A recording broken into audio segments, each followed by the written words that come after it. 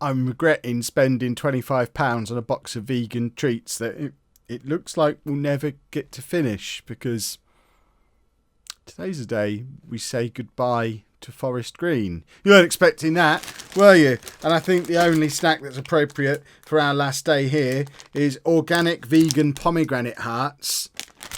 And we're going to break some. I feel a little bit heartbroken, but in the interests of, heartbroken, in the interest of realism, though, we don't have a choice. I mean, these are genuinely disgusting.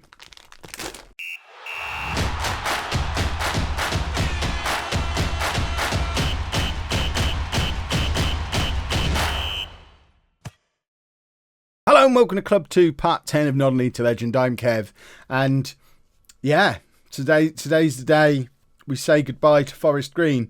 As with when we moved on from St Albans to Forest Green, though, we're not going to do that without first saying a proper goodbye to the club. Then we'll reveal just where it is that we're going, and you'll see why we've got to go as well. I mean, it's another one of these situations where the realism rules of the save dictate that I just don't have a choice. The season so far, though, has been going incredibly well. Look at the state of that. We had that one defeat against Accrington way back in mid-September, and since then, my word, look at all of that. It's been going very, very well. It really puts into context just how good that summer transfer window was. I officially don't want money to spend in the summer anymore. Having no budget and having to really think about it has made the transfer window infinitely better than it usually is. We've even got an FA Cup third round tie against Leyton Orient, who are a team below us in the league. So an FA Cup fourth round in the future, probably. That could have been super fun and exciting. The league table, it's all but wrapped up already. We're 12 points clear of second place Wimbledon, but ridiculously 19 points clear of Newport County in fourth place. Nobody is catching up a 19-point gap between us and the playoff spots between now and the end of the season. I'm fairly confident that I can leave Forest Green knowing that I've left them as a promotion club. I realistically should have left them as champions. I know they've got half of the season left to go, but if they bottle this and don't win the league, then that's on them. That can't be my fault. Let's have a look at who have been the stars of this half a season that we've played. I don't think there's going to be any major surprises here on who have been the star players. If we sort by average rating, what a difference that is to how these pages have looked in the past. Ben White, what a contrast this season to last season. He was pretty poor for us last year, but when he eventually came in, he has been a massive difference maker. A rock at the back, averaging a 7.17, along with Josh Yorworth, Liam Shepherd, Nathan McGinley, Karamba Kaita, all of these players part of our defence, and that's one of the reasons why we're in the situation that we're in, because if we have a look if we get the more detailed league table, how do we do that? Stages, the one that has goals against. We've only conceded 10 goals in 24 games. And it's in large part because of how well those defenders are playing. But also, we've got a bunch of goal scorers. If we sort by goals scored, and it's not even the ones you'd expect necessarily, Ryan Glover has been absolutely superb. If you have a look at his reports, he's actually going to be a potential Premier League right midfielder in the future. We've got him on loan until the end of next season now. We thought we had good wide players in the shape of Williams and Danda when we arrived at the club. This kid is going to be even better. Forest Green have got him for another year and a half, and I will absolutely be keeping tabs on him where we end up. Josh Da Silva as well, another one who's on loan at Forest Green at the moment, 23 years old. He has been absolutely brilliant. How good is he supposed to be? I mean, he's going to be a League One player apparently. Won't quite be good enough for where we're going, but he's scoring at almost a goal every other game, which is mad. But we've got goals coming from throughout the team. Mason Bloomfield, 7 goals. Quintero from midfield. I mean, that's our defensive midfield player, has got 6 goals for us, playing from defensive midfield. That's ridiculous. Jordan Rhodes, George Williams, Gary Medine, McCassie, Danda. We've got so many players who are weighing in with goals. It's just a very, very good side. We're going to I mean, we're even leaving them with money in the bank, which we certainly didn't have in the summer, which is why we had the ridiculous budgets that we've got. We're within our wage budget.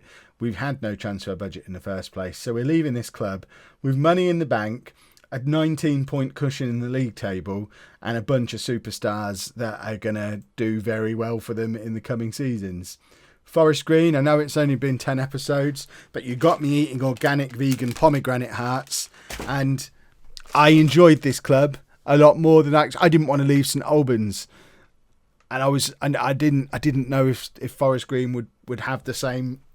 And I hope you take that into account as well when you're all going, don't leave Forest Green yet, Kev. We all felt that way when we left St Albans, and look how much fun Forest Green was. But 10 games in, it's been just over a year. It is time to move on. If we have a look at what my current contract is at Forest Green, you'll see exactly why. So I'm on £900 a week, absolutely not to be sniffed at. I'd take that in real life. But when you have a look at what we've been offered, he's choking up. When you have a look at what we've been offered, it becomes easier to understand why we're going where we're going. Because it is not a club you would expect us to go to. But we're going to Bristol Rovers, because they've offered me £5,750 a week. That's a 6 times pay rise, a 600% pay rise. This is not the Bristol Rovers that we all know. This is a Bristol Rovers who find themselves a mid-table championship team after an incredible couple of years. League One mid-table finishes, followed by storming League One last year. I don't know what changed. Presumably it must have just been whoever the manager was, because Mick McCarthy's been there just over 2 years and has now gone on to bigger and better things himself. He's now manager of Derby, but 2 years at Bristol Rovers, he's turned them from a fairly standard mid-table League One team to a team that's just outside the playoffs to get into the Premier League. And I don't know how he's done it. I don't know if there was a money injection, if we go back a year. No, there's nothing spectacular on the transfers. He's done a very good job. And we're not going into a club that have sacked their manager. It's a club whose manager's moved on to bigger and better things. They're not quite in the situation that we're in, because they're not top of the championship, but, you know, they're in very good form, and they're only 2 points outside of the playoffs. Don't expect us to get in the playoffs with Bristol Rovers, but it's a nice... Mick McCarthy ended up at Derby. It's a nice little stepping stone. If we can have another good year at Bristol Rovers, if we can finish above Bristol City, for example, but if we can have a good year with Bristol Rovers, then you've got to feel like a bigger championship club comes calling at that point. And then that feels like real progress. But regardless of any of that, the money, we can't turn down the money. Should we push for even more and see what they say? Oh my word, we're going to get even more. 6.5 grand a week on a 2-year contract. House hunting in Bristol is going to be a very different experience to what house hunting in St Albans was like just a couple of years ago. I'm going to be getting gold leaf wallpaper. Let's finalise the deal. Goodbye, Forest Green. Tomorrow, it's hello, Bristol Rovers. If you've enjoyed that, please make sure you leave a nice big thumbs up on there for me. Subscribe to the channel for daily Football Manager videos. And thank you very much for watching.